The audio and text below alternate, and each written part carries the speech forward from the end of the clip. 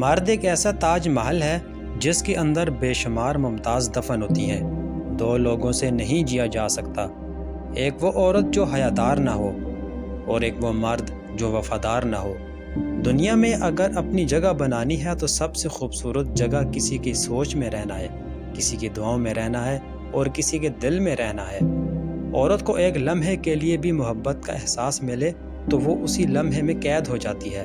عورت ملکیت نہیں، محبت کے حصار میں جینا چاہتی ہے۔ اگر محبت تمہارا سارا بوجھل پن ختم نہ کرے تو وہ خود تمہاری زندگی کا ایک ناقابل اعتبار اضافی بوجھ ہے۔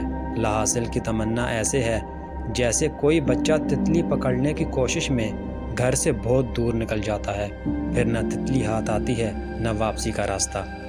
عورت کو اگر وقت، محبت اور عزت دی جائے تو وہ جان دے سکتی ہے، مگر کبھی بے وفائی یا دھوکہ نہیں دے سکتی۔ سچی محبت ہی تو مشکل وقت میں کام دیتی ہے۔